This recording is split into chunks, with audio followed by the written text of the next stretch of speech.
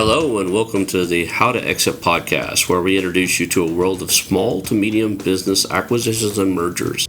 We interview business owners, industry leaders, authors, mentors, and other influencers with the sole intent to share with you what it looks like to buy or sell a business. Let's get rolling.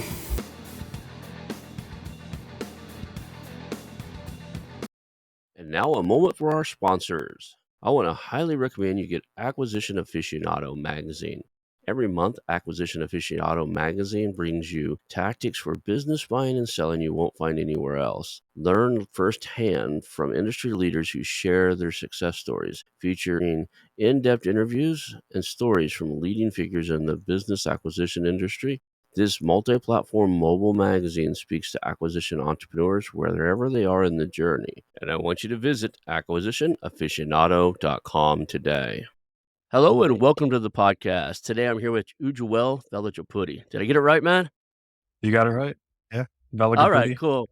Yeah. Velagapudi. Man, I love your name. It's one of the most unique ones I've had, so that's cool. So let's just start off right off the bat. Tell us kind of who you are, what your background is, and what got you into the mergers and acquisitions field. So the ongoing joke is you were born and then you ended up on a show about mergers and acquisitions. How in the hell did you end up on my show, man? No, I appreciate you having me on. And my story, I started back in Detroit. So grew up in the suburbs, went to school out there in the state of Michigan. And I had a day job working in supply chain, aerospace, and then automotive, working procurement. And then simultaneously, I was like, okay, what do old people do? What do adults do? It's real estate.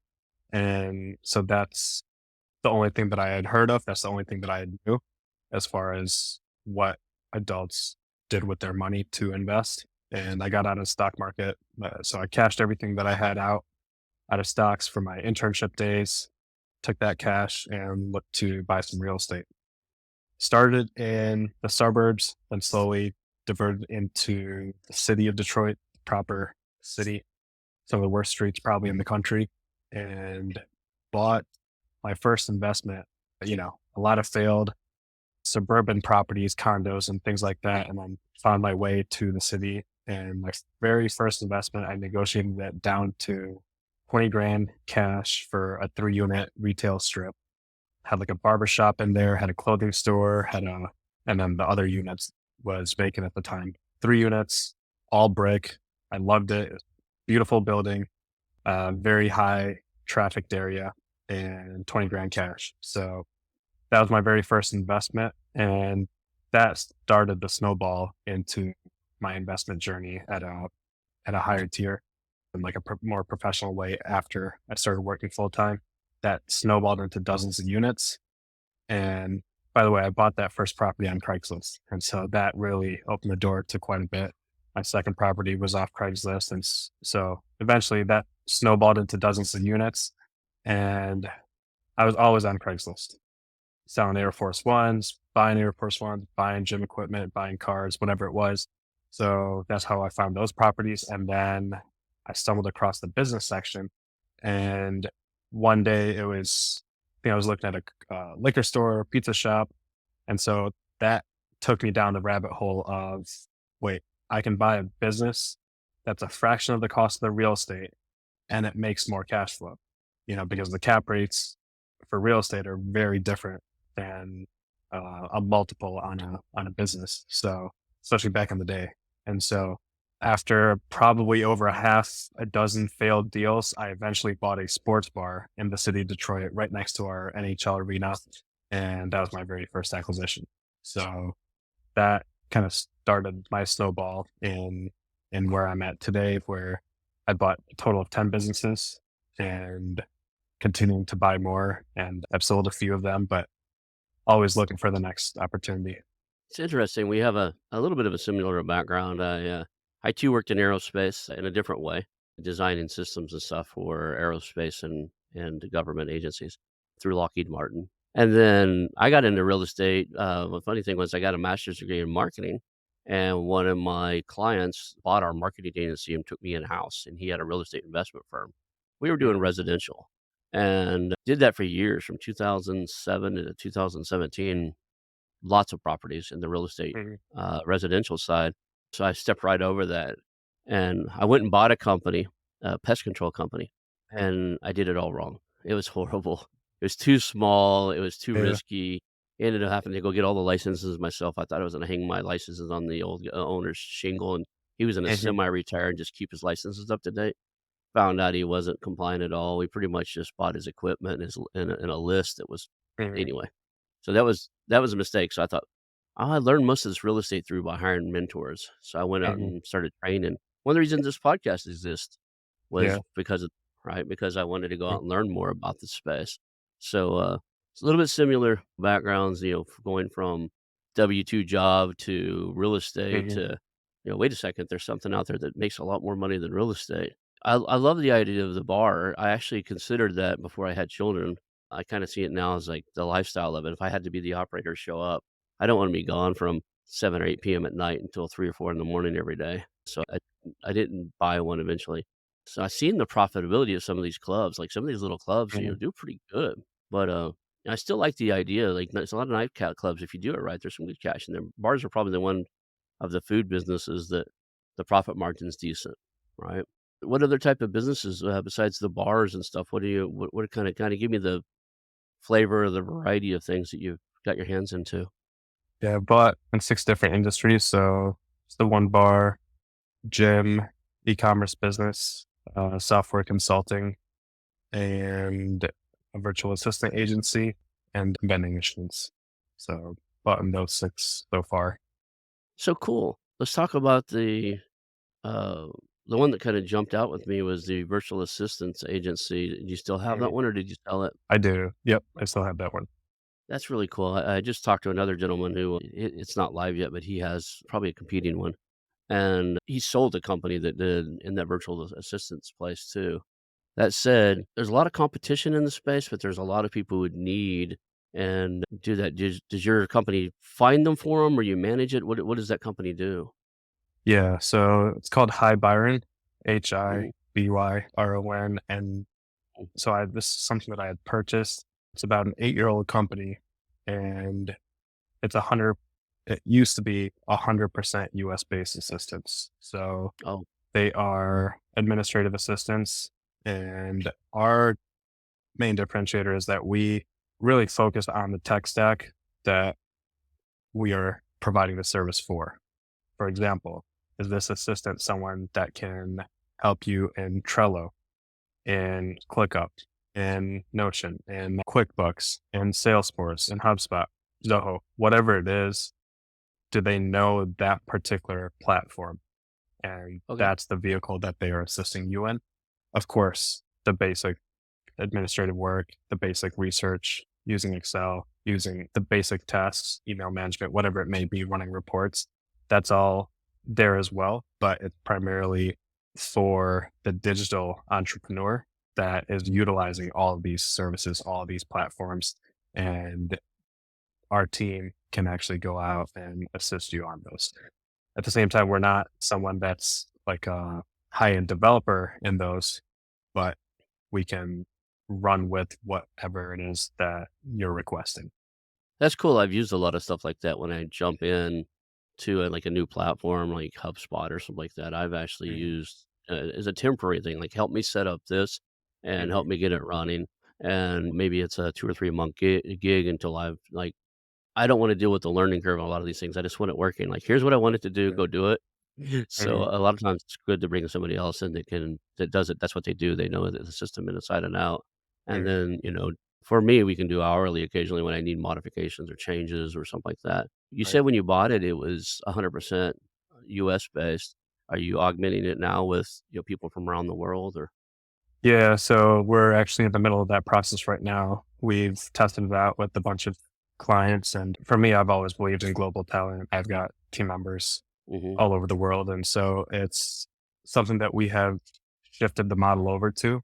Yes, we're primarily still US based, but we have hundreds and hundreds of applications every single week from potential assistants around the world that want to come work for us, and we turn 100% of them down. And Hmm. so it wasn't until very, very recently that we said, you know what? there's all this talent out there that's knocking on our doors. They have the ability to utilize, or they have the expertise in all these softwares. They've got the experience, great communication, et cetera, et cetera.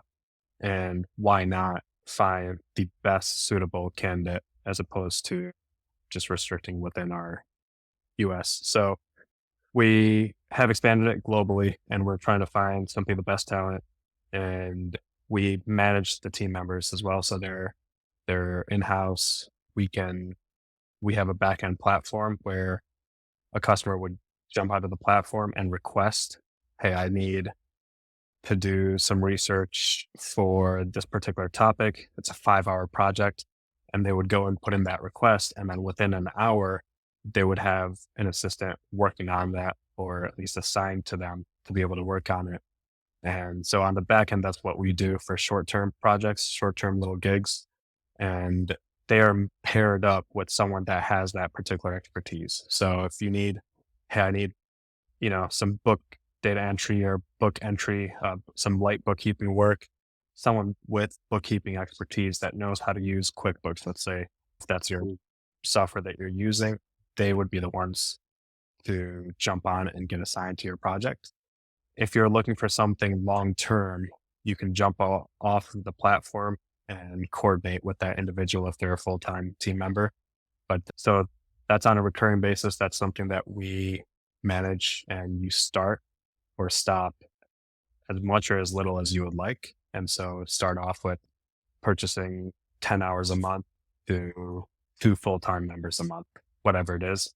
And then depending on the cyclicality of your business or the requirements, you can scale that up or down as they wish. So that's what we offer. And our process, I think, is very, very different, very stringent compared to, what I've seen, the services that I've used and the team members that I have temporarily tried for my own projects. And it's a pretty rigorous process. It's pretty stringent. We do aptitude tests. We do personality assessments. We assess exactly what the customer is wanting and overlay it with what the actual individual is. We try to have perfect of a fit as possible. We interview them quite a bit, and we give it over to the customer for full-time opportunities. And that's, I think, where we really have the strongest fit with what we provide to our customers. And then during the onboarding phase too, we try and start off everybody very small or very, very slowly so that they're not dumping a whole bunch of work onto the assistants. I think it's anytime you're onboarding somebody, it's got to be in a methodical, slow manner. And we, as the owners of that responsibility or the owner of that work, we need to do it in a way where there are SOPs there. It is done slowly. Whoever we're teaching can actually comprehend and run with it. And so that's something that we kind of hold our customers through so that it's as good of a transition process as we can make it. It's interesting you shielded yourself because of the from some of the potentials risks in that industry because you do platforms and you do such detailed training and stuff. If you'd have asked me last week, and I'm all into the AI space, I love reading about it. I love toying with the different tools. If you Mhm, asked me last week if AI could replace, VAs, I would have told you absolutely no way. It's still a manual process and stuff. mhm, This week, I just found one that's doing the sales research. So if you had a VA doing sales research, I found one that's backed by Y Combinator that's could easily replace an average sales assistant. Somebody that does the research, digs up, adds detail to your CRM tools, does a lot of the mhm, background work, sends out cold email even, does the lead nurturing, writes some of the copy, like, it does a lot of the stuff, and it's backed by Y Combinator, and it looks amazing. So, mhm, but you're still shielded from that. I was gonna, in the fact that anybody developing something like that are gonna stick with the general fields.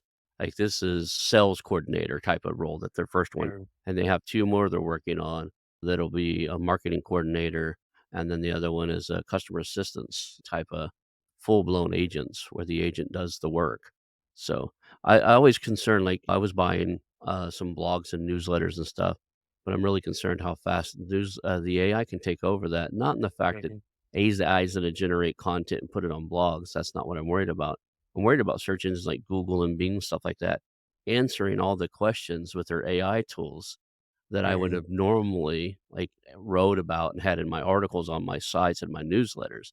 They go into search Bing for how to do something, and the instructions are right there. Like, they don't mm, have to click on a link to a website to go see it. AI yeah. answered it. So, it's changing the game a little bit. So, looking at the different I think you said it had 8 different platforms right now. Are you growing any of them through acquisition? Like, you buying companies that augment the ones you currently have, or is it you just look out there and see what's a great deal and you're going continuing to broaden your spectrum as opposed to growing the individual ones through acquisition? I am a little bit of both.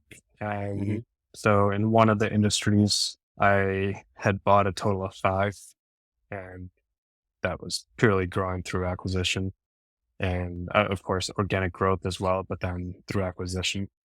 And that's what I would like to have. I really would like to have at least about 4 or 5 strong platform entities. And for me, a platform, I'm pretty small. It's just one man show.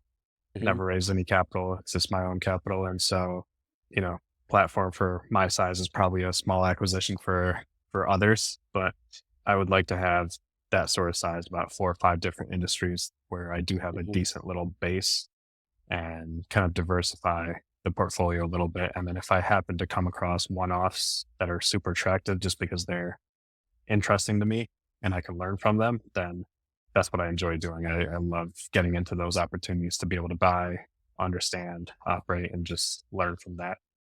Do you still own the vending route? I do. Yep. So, I my son's 13, he wanted a summer job, and here you can get a summer job at 13, but it's kinda rough, the way the rules will play, but they can work for me. It's a lot easier if they work for the family business. Mm, So, we did some evaluation of buying, like, a vending routes to buy some other stuff, and we have made a selection. We're starting to make purchase the items. We couldn't find a company doing exactly what we wanna do, so it's one of those, like I keep talking about buying businesses, we're kinda doing a startup here, mhm, right?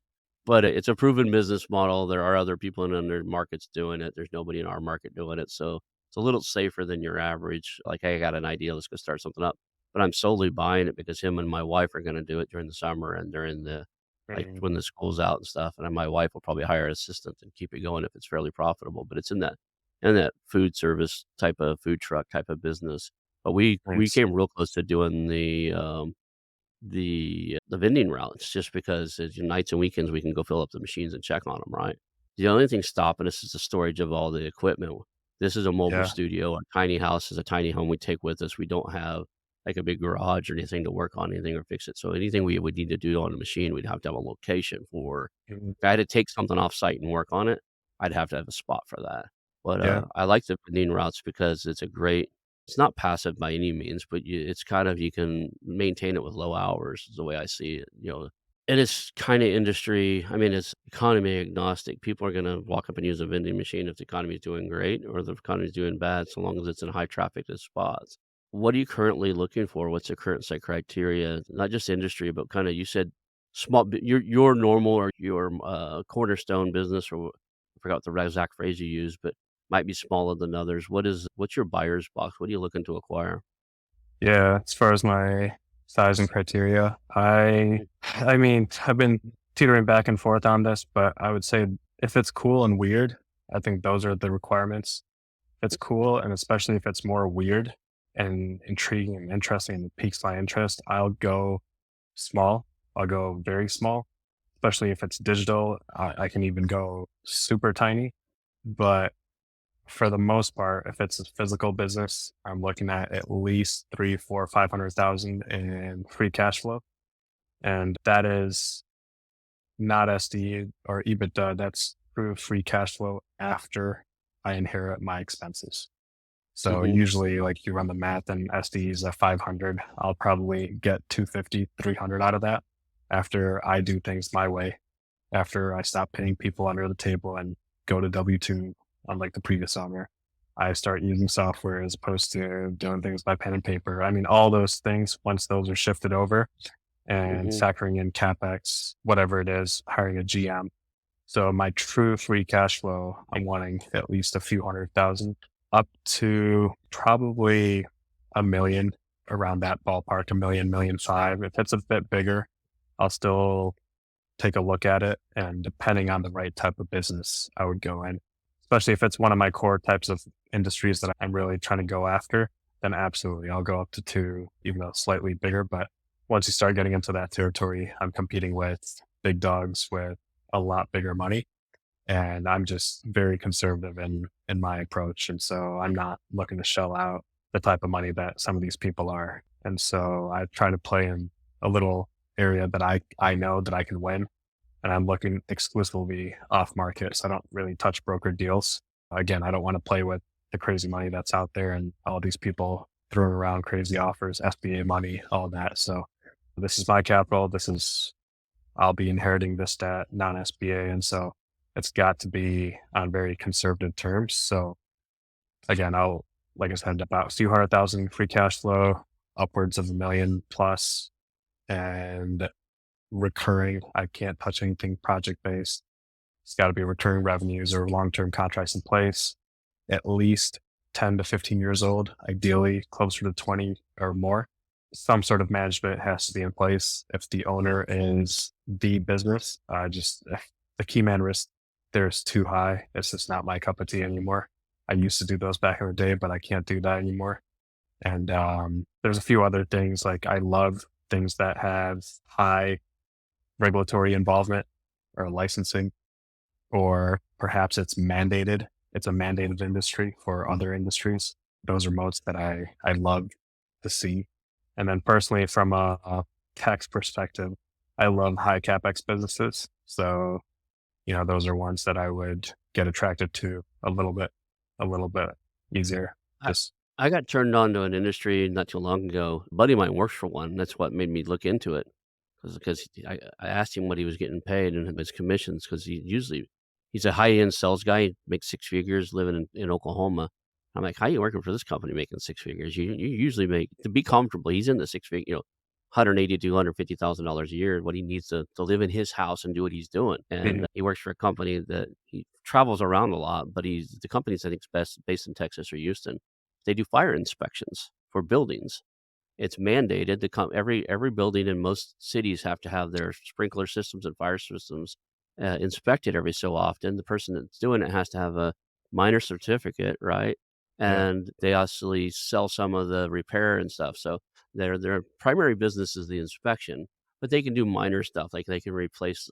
So, for instance, if they're a particular type of building, I guess the little wax melting things that are in the yeah, sprinklers had to be meltable at a certain temperature. Well, some of those codes mm, changed over the years. So these guys can go turn the water off on that and switch the head out there. They're not mm, total plumbers, but they can do certain minor stuff.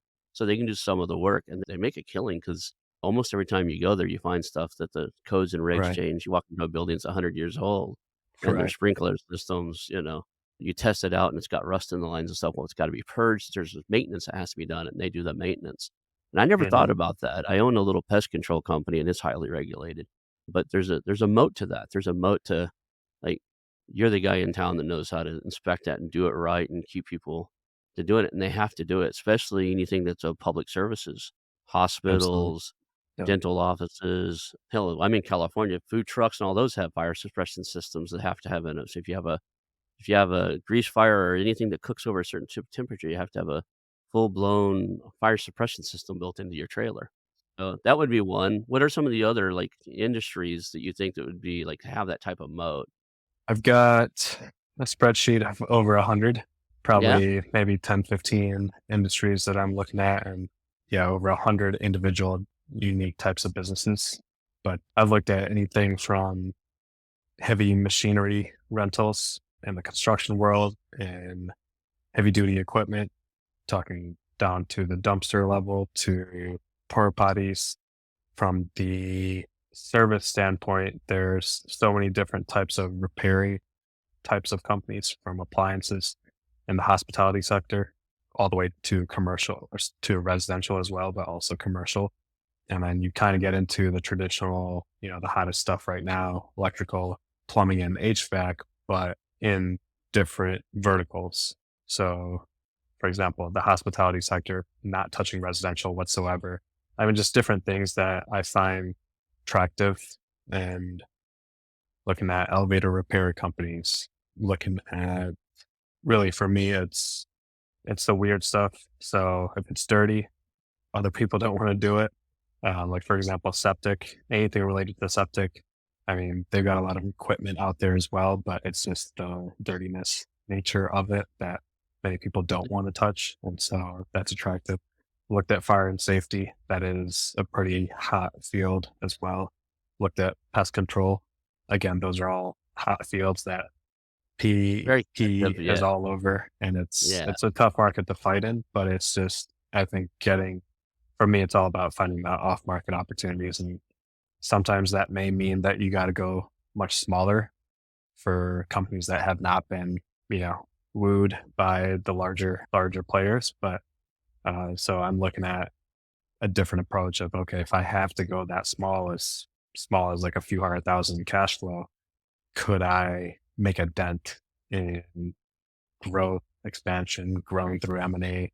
Would that make sense? And so that's kind of what I'm evaluating for each opportunity.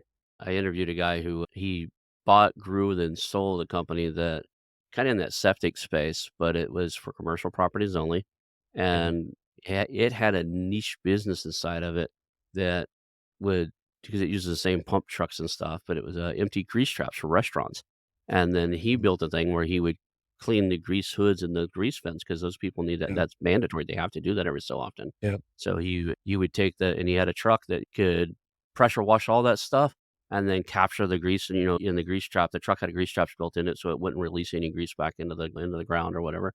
And, but he like, I think the number was something like 7, $8 million a year that he grew that Mhm. to, or he sold it. Wow. A lot of these Wow. companies make a lot of money. So there's a lot Yeah. of these businesses that are a lot more cash flow positive and have bigger margins than you would think they would. You look at some Mhm. manufacturing companies, they're doing good to have 6, 7% margins. That's crazy insane for them. That's good.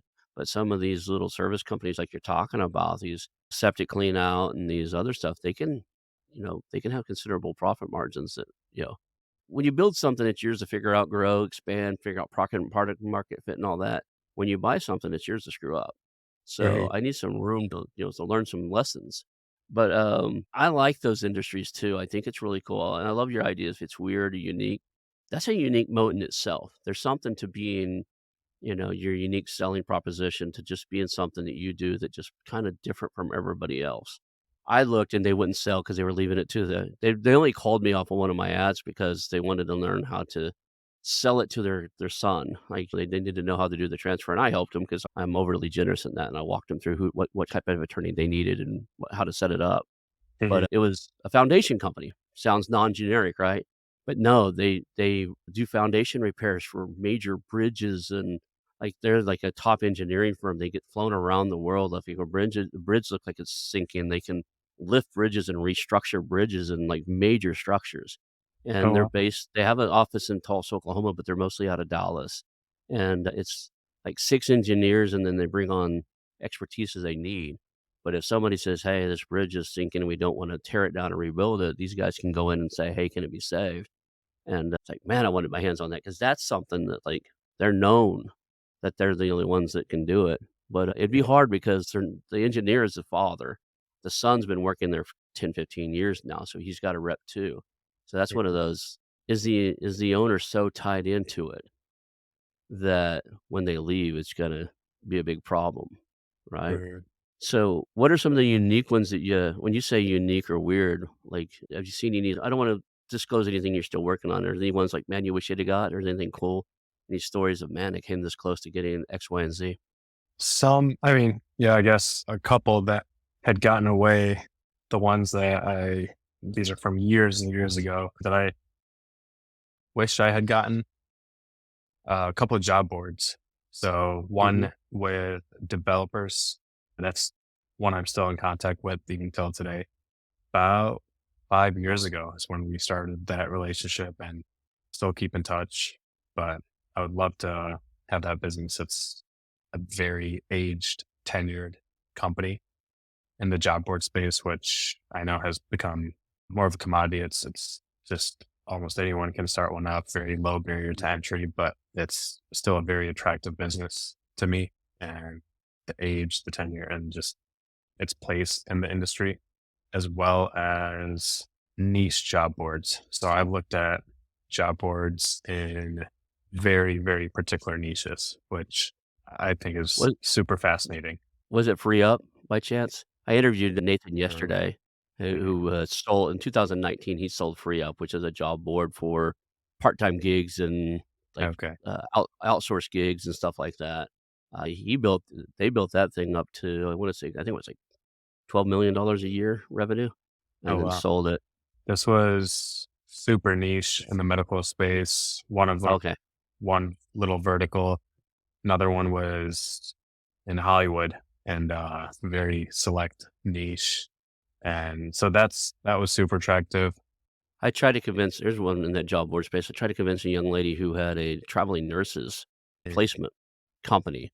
It was those more are of a not placement. She had a little bit of a job board she could have done better for her website, but she had a really profitable business. They had, I think, 5 staff plus her, so 6 people doing 3 million on her tax return. mm, Not bad for, and they're operating in, like, 6 states, virtually because they yeah, just do everything through Zoom. So, basically, they find traveling nurses and coordinate contracts with hospitals and send nurses around, and they have quite a few, more right. than 100 nurses that travel around. So, I don't wanna give Mm. too much detail because people listen to enough shows, they might be able to figure out who she is. So, what does it look like, your day-to-day operations? I did hear a key piece of information when you're talking about these. You look for general managers and stuff. I don't wanna buy anything I have to run 20, 40, 60, 80 hours a week.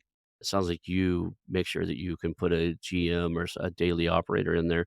Are any of these that you're the main operator, or are you pretty much like that? You have a primary operator and you kinda play the chairman of the board role? Exactly. Yeah. Each company has someone that runs it. And then I am basically the back office staff. So I'm the administrative staff. I'm the part-time M&A, as well as the back office HR and the back office part-time CEO. So I run everything on the back office side for the companies. And I'm the one that oversees the KPIs, the financials, the management on a monthly basis for each one of the companies. And then I work on the new opportunities within M&A, negotiating new deals, working on the next company, and anything in administratives, even the menial tasks I do just at a back office level, like from the holding company perspective. And so my day to day it really varies. For example, last year I was out of state, out of country for about 6 months out of the year, probably averaged 2, 3 hours a week in terms of work and really didn't do a whole lot. And so I traveled personal, just whatever it is that I wanted You go around the anywhere world. cool? Antarctica, Oh, wow. Kilimanjaro, Europe, Southeast Asia, Asia, India, 6 continents. I mean, last year I didn't do too much with that. This year I'm more back in the saddle, really enjoying being more immersed in my companies and really trying to spend time on building the relationships for off-market opportunities to buy the next company. And so it's really that's really consuming most of my time is just the relationships. And I'm not a short-term guy, so I'm building the relationships that may not pan out for years. And Mhm. I know that after doing this for a couple of years, I will have a pipeline in 2, 3, 4, 5 years that even if I had $100 million, I don't think I could even fulfill. And so that's really where I would want to get to is just to build up such an Mhm. immense pipeline of off-market opportunities of companies and owners that I know intimately, or at least well enough to say, yes, I'm going to go with this. And then to be able to sift through to purchase the highest quality opportunities. And like I said, I think even right now, it's a bit overwhelming, the opportunities that there are out there. And so even if I had a small little fund that I created, I want the opportunities to be so overwhelming that I get the pickings of the absolute highest tier of quality. It's brilliant. It's the key to this. A lot of people wonder, like, what's the key to getting a deal done? I was like, deal flow. Look at you need enough deals coming on your plate where you're looking at 10, 20, 100 of them in a given period of time, 6 months or so. And in that, you'll find things that you just kind of have to buy, right? They're deals. They're really deals. as opposed to like one of my mentors always tells me, look for reasons not to buy. If you got enough deal flow, you're looking for red flags, you're looking for reasons not to buy, and you can weed things out pretty quickly. Like, okay, this one just isn't going to fit. And you won't fall in love with businesses. If you've only got one or two businesses a month to look at, you're going to fall in love with something that's, a dog Right. with fleas. But it's a nice dog and it likes me, like the Right. owner likes me. Like, Right. it's interesting that a lot of people do that, right? That said, the only way to get over it is to have deal flow, to do what you're doing, to play the long game. Have people coming to you and explaining it and then working with it, and everybody gets value. If you do it right, everybody gets value for having the conversation. You call me to sell your business, you're gonna get value out of it. I may not buy it, but you're gonna be better for being at the end of the call because you're gonna know what you need to do to make it sellable to me or another acquisition entrepreneur. Because I'm just Mhm. gonna be honest with you. And there's value in that. So long as you're adding value to people's life and going through that and building rapport and relationships, I do my best not to make people mad all the time, just to make sure that we're adding value to the conversation. I don't wanna waste my time. I don't wanna spend Right. 3 hours on a phone call, 3 different phone calls with somebody I know I'm not gonna buy. But I Mhm. can there's never been a time where I've told somebody no and I didn't give them a 1 to 2 page, Here's why and here's what you need to do to make it better for the next guy." I Mhm. always give them that, and I say, "If you fix these things, call me." I did that Yeah. recently with a wonderful little company, but they made so many changes, their revenue was declining, and they're Mhm. in a market where the competition there's no barrier to entry, there's no real moat, so there's a bunch of new competitors that weren't there before, so now they're in this weird, like they don't call it a death spiral, they don't think it is because they made changes to improve upon it, but they haven't ridden out the curve where the 35 employees are used to those changes and performing at how they used to perform, let alone performing better because they've got new training and new standard operating procedures. So, what's the biggest red flag for you? Like, you've done enough deals right now. People need to know, like, if you see some X at a company, you're like, okay, I'm just done. Gonna be nice to the guy and get off the phone. What is the biggest red flag for you? I mean, there's so many, right, when we go through diligence, but and there's so many that have bit me in the butt in different ways. One of the biggest ones that I look out for right now is the seller themselves. And if there's a broker, I mean, get them out of the way. I don't even want to talk to them, but like if it's I want to sit across the table directly from you as the seller, hear it straight from your mouth. And if your story does not align, I forget you forget. I understand that you can forget stuff. You don't know every little aspect about your business that happens. But if I don't see a level of sincerity, you being genuine, you not having a consistency to your story or however you present your business and yourself, that is probably the biggest red flag that I have seen from previous sellers that just they're really good salesmen. They sounded good, they looked good, they wooed me in their pitch. The broker wooed me in their pitch in selling the company. And so that's like everything fully encompassing the person that I am buying from, I think says a whole lot. And so I want to dissect them. I want to vet them. I want to do a background check, do reference checks on them externally, but also internally with their employees.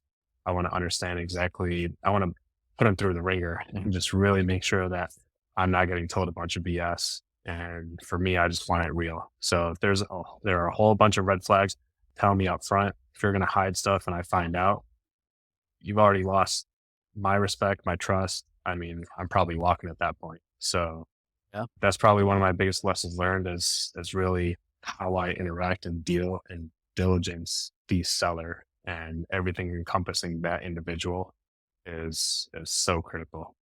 It's interesting. I have the same gut feeling. Like I told you, I had a marketing firm at one point, and I sold it to one of my clients. I had red flags about that. He was a pain in the butt as a client, right? Mhm.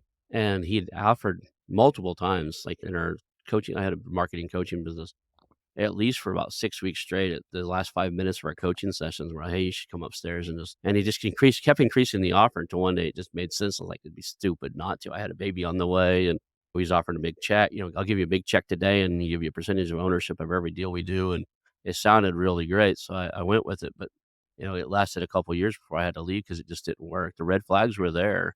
So I think trust in your gut. You've developed a gut instinct now, Yeah. and when you said, "I need to sit across from that seller," I've had to tell more than one broker, "Look, I'm not looking for the damn answer, I'm looking for the way the owner answers it." Exactly. right? I'm That's looking for their huge. Yep. mannerisms and the tone in their voice and the sense of excitement or non-excitement. Or do they seem drained or not? Is there integrity in what they're Absolutely. telling me? Are they and ahhing about the conversations? I'm not giving you the because a lot of people just ask me the question. The broker wants to play the in between. Like that won't work. If I can't Mhm. build rapport with the seller, I'm not interested in the deal.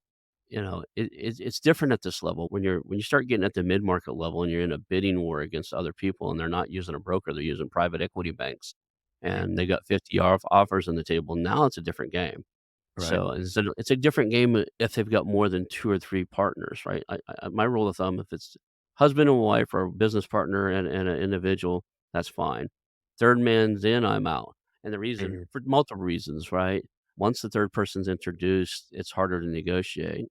Once a 3rd person's introduced, it's also more about the numbers than it is about anything else, right? Mhm. Somebody on there is wanting to hold out for the highest number instead of the best Yep. buyer, Mhm. and I'm not interested, and I'm sure you're not. I'm not interested in being the highest number on the market. I'm Right. interested in getting a fair deal that the business can thrive and survive on after I can get the money back within a Right. certain period of time. Any industries you just like, "I just won't touch this industry?" Is there anything out there like, it's a red flag for you, like it's too vulnerable, it's too at risk with what's going on in the environment, economy or anything? Anything B2C I don't touch. I don't wanna deal Mhm, with end consumers, so I'm 100% B2B. I won't touch anything otherwise. And declining industries, those I mean, there's some that I've been a part of that I just you can still make money, you can still increase your margins and still do well, but going forward, I won't touch a declining industry. So I wanna be on something that's on the up and coming and kinda ride that wave just because like you were saying, I don't think I'm gonna be the best operator. I know I'm not compared to the mhm. guys that I'm purchasing from. So I want a little bit of buffer in there so that I may screw up. And so either industry buffer or like you were saying about profit margin, that buffer's gotta be there. So nothing specific that I won't touch, but yeah, I personally don't touch anything B2C or anything on with a declining trend industry wise. I get that. I interviewed a guy who buys declining businesses, but he does it in a very unique way. He pretty much is only paying 1x, right? Mhm. And he says, "I get my money back in the first year," and then I was like, "I don't buy anything where it doesn't have, at least a 3 to 5 years cycle left." So I get Mhm. my money back the first year. I basically shut it down to maintenance mode only because I know it's in declining.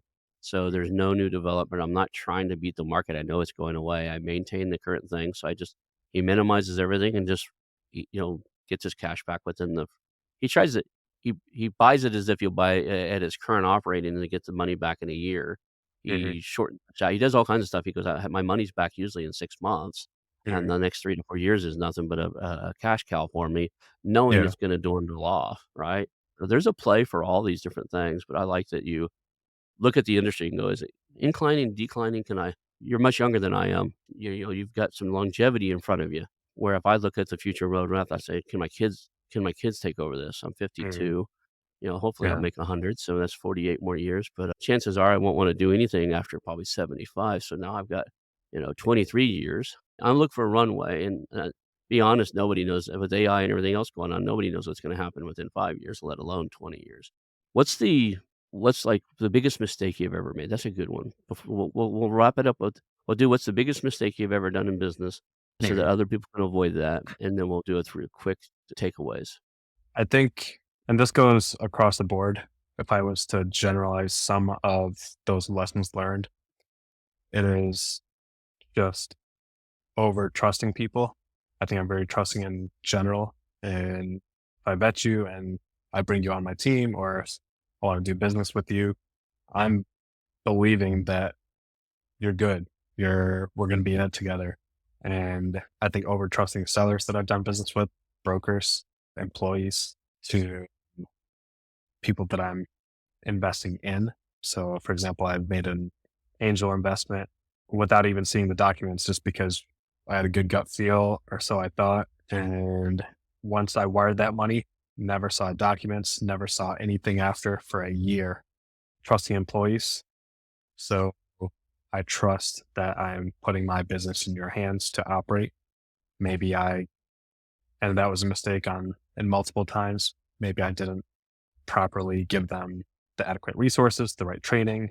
Maybe it was too much for them to handle, or they were just the wrong people. And so just kind of over trusting that they were capable of doing it, even when they kept telling me that they were, I knew that things weren't actually happening and they shouldn't be in that position multiple times over. And then sellers, I think believing, like I was saying earlier, just believing everything that they're saying and not truly drilling into some of the little doubts, some of the little red flags that I was seeing. And so I think that going back to what I was saying about the sellers and really checking them and vetting them out, I think that can just be taken over in a general sense, just people in general. One of the best, someone told me, he's got a pretty massive company now. He told me this is a people business and he was referring to his company, but I think about that all the time because I think we are in a people business. And from the people that we invest in, people we borrow from, people we buy from, people we set out to hire. I mean, this is truly a people business. And so just dealing with people, I think, has been my biggest lesson learned, my biggest area of growth, my biggest weakness, everything. And so, yeah, it really, I guess, mistake would be trusting or over trusting people without vetting and verifying and keeping tabs continuously because I just kind of let go and I just kind of walk away and don't micromanage, don't do any of that. But I think as I've become a better leader, just being able to manage people in whatever sense that may be and just working with people, dealing with people, I think is still my biggest area of improvement. I get it. There's a reoccurring theme in all these small businesses too that I've seen. Most of these business owners, if they've got more than 30 or 40 employees, they have one or two that they know is the Mhm. wrong button, wrong seat, and they haven't Right. done anything about it because of loyalty or, "Oh, that's my his father worked for my father for 30 years, and I promised to take care of him." And it's the wrong button, the right seat, on the wrong seat, right? It's maybe he's a great employee, but he's not a great employee in the role you have him in. I believe that everybody's a great employee somewhere. Some of these guys should probably be not working for me and better employee flipping burgers somewhere, but they're a good employee for somebody. Right? Mm. So the wrong button, the wrong seat is a common thread, and, being able to realize that now you've had that self-realization that you allow this to happen will keep you from doing that in the future. I think it's a brilliant lesson for everybody listening is take a look at everybody you've got working for you, and is that the right person in the right role and responsibility? Are they gonna Mm. thrive? Not only just perform, are they gonna thrive in that environment? And if Right. not, what environment would they sometimes it's not getting rid of them, sometimes it's just shifting people around. Maybe there's Mhm. an environment that they would love to do and would thrive in because it intrigues them and they're curious and they're Mhm. passionate about learning or whatever. I had a guy that worked for me for years when I was an W-2 employee. I ran big divisions of companies, and I learned it really fast. He was fast to learn, but he enjoyed that process. So I moved him around from department to department because he got things done. He would go in there and take all the broken stuff in the department and fix it and learn different things and do standard operating procedures so that people knew what he would do. Then he would get bored and start not showing up and stuff. And I was like, "Hey, you got to come over here and work at this other department for me." And Yeah. it takes something to recognize you got certain people that are just thrive in certain environments and then put them in that environment. Yeah. I appreciate you being here today. Is Yeah. there any final, like, first of all, like, you got any key takeaways you want people to know? And then, secondly, like, what do you want people, if people have a business to sell or they want to work with you or want to Mhm. reach out and talk to you for some reason, how would you recommend they reach out to you? Yeah. I would say like key takeaway. I mean, if there's, I get this, ask this all the time as far as how do I get in the game? How do I start? How do I do what you're doing? I mean, for me, I think there's so many resources out there online. You can Mhm. choose something. You don't got to pay a penny for anything. There's so many free courses, so many free avenues, podcasts, and just different forums to be able to help. But for me, I always suggest just get out there and start doing it. It's absolutely free to even get onto Biz Buy Sell, fake it, and just window shop deals and just Mhm. start speaking the lingo, even if you don't know it. You'll slowly start learning the language and just getting out there, talking to sellers. But I think it's just getting out there and starting to pick up the phone and doing it. I think we overcomplicate this process. It's not very difficult. It's just you need the reps. And that's where I think the biggest thing for the buck is in terms of learning and growth. And that's, I didn't know a single thing before starting. So I learned it through a lot of poor deals, a lot of mistakes. So I would say just start getting in the arena, just start doing some work, just start doing something. And there's a Yeah. whole bunch of people that are willing to help. And so you can reach me directly at Twitter. And that's probably where I'm the most active. Ujwal Velagapudi, and that's my handle at Ujwal Velagapudi, or my website, ujwalvelagapudi.com. And that's probably the easiest way to be able to reach out and connect with me. And we'll put those in the show notes so people can find those and, Yep. you know, and spell it. You got a Yep. really unique Absolutely. name. People tell me all the time, I tried to go to your website, but I couldn't spell your name. I was like, "Well, because you spelled it Yeah. skeleton, not skeleton. It only has one E." Right. So that's a very simple name, but, for years, I'll make sure it's in the show notes. If you're listening, check the show notes. I'll have direct links for you to find him there. And I wanna thank you today and for being here. So we'll call that a show. Appreciate it. Thank you. Cool. Hang out for just a second. I want to announce our new channel partners, the ITX Marketplace. Since 1998, ITX has created $5 billion in value by selling more than 225 IT businesses in 20 countries. ITX works exclusively with IT-enabled businesses generating between 5 million and 30 million who are ready to be sold, and M&A decision makers who are ready to buy. For over 25 years, ITX has developed industry knowledge that helps determine whether a seller is a good fit for their buyers before making the match. ITX Mergers and Acquisition Marketplace we have partnered with has a proprietary database of 50,000 plus global buyers seeking IT service firms, managed service providers, Microsoft service providers, software as a service platforms, and channel partners with Microsoft, Oracle, ServiceNow, and the Salesforce space. If you have an IT enabled business you're ready to sell, I want you to visit the itexchangenet.com/marketplace. How to exit. That link will be in the show notes. Visit them now.